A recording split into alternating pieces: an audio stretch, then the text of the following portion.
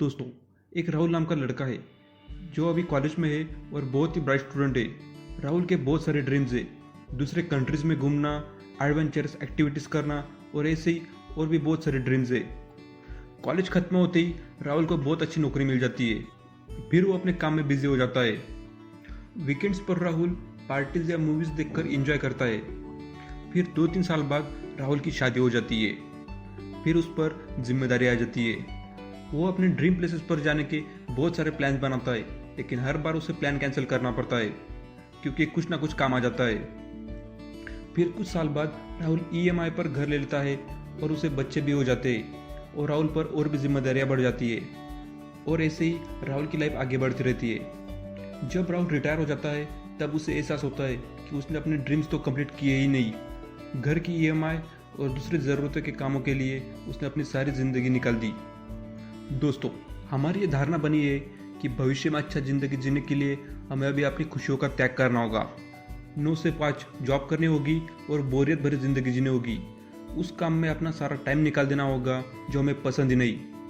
लोग अपने लाइफ के कई इंपॉर्टेंट्स और खुशी देने वाले इवेंट्स पोस्ट ऑन कर देते हैं और बोलते हैं कि बाद में करेंगे, लेकिन बाद में उन्हें पता चलता है कि वो समय तो कभी आया ही नहीं। लेकिन दोस्त, न्यू रिच ये एक्सेप्ट नहीं करता। न्यू रिच का मतलब है right now right here for our work quick. इस किताब में टिम फेरिस हमें न्यू रिच के बारे में बताते हैं। न्यू रिच यानी अपने सपने पूरे करने के लिए टाइम और पैसों की आज़ादी। दोस्तों, अगर आपका आज ड्रीम कंप्लीट हो जाता तो आप कहाँ होते? कैरिबिया में कहीं नाव पर या स्विस पर्वत की चढ़ाई कर रहे होते? जहाँ भी होते खुश होते। दोस्तों, यहाँ पर हम देखेंगे कि किस तरह अपनी प्रोडक्टिविटी डबल करके अपने काम के घंटों में कटौती लाके हम अपनी इनकम डबल कर सकते हैं, जिससे हम हमारे सारे सपने कंप्लीट कर सकते हैं। न्यू रिच को ज्वाइन करने के लिए टीम पेरिस हमें 4 स्टेजेस का फॉर्मूला बताते हैं। डील, जिसमें डी यानी डेफिनेशन, ई एलिमिनेशन, ए ऑटोमेशन और यल का मतलब है लिबरेशन। पहले हम डी को समझेंगे। हमने अपने दिमाग में कई झूठे बिलीफ्स बनाए रखे होते जो हमें सक्सेसफुल होने से रोकते हैं। इस स्टेज में हम देखेंगे कि किस तरह अपने माइंड में क्लैरिटी लाए और सही डायरेक्शन में काम करें। डेफिनेशन यानी परिभाषा। यहाँ पर हम ऐसी चीज़ों को परिभाषित करेंगे जिनसे हम हमारे झूठे बिलीव्स को तोड़ सकेंगे। Wrong beliefs of society.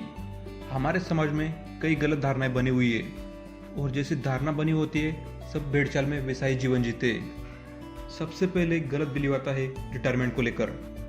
60 साल तक काम करो और फिर रिटायरमेंट लेकर आराम से रहो। लाइफ के जिस फेज में हम सबसे ज़्यादा एडवेंचरस एक्टिविटीज़ कर सकते थे वो टाइम निकल जाने के बाद क्या फ़ायदा। हमारी सोच साइक्लिकल होती है। जब हम काम करते हैं तब लगता है कि ब्रेक ले ले, और जब हमें कुछ दिनों तक कुछ काम नहीं होता तब लगता है कि कुछ ना कुछ काम होना चाहिए।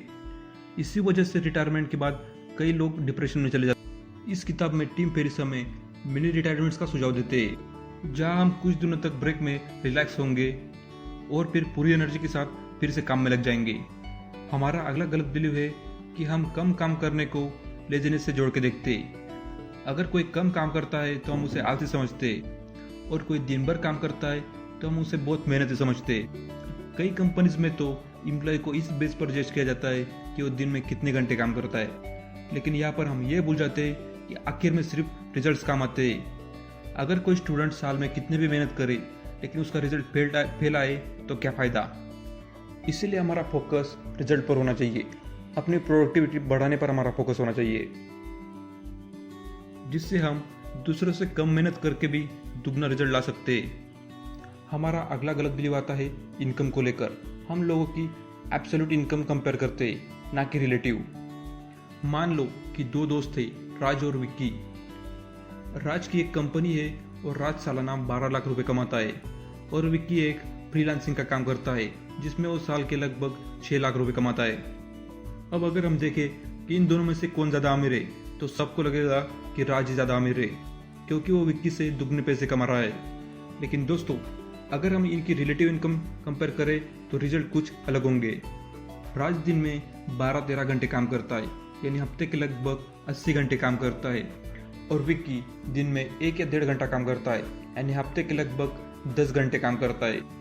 अब अगर हम कैलकुलेट करें तो राज को हर घंटे के 288 रुपीज़ मिलते हैं और विक्की को हर घंटे के 1153 रुपीज़ मिलते हैं। तो अब सोचिए कि कौन ज़्यादा अमीर है या कौन ज़्यादा सक्सेसफुल है।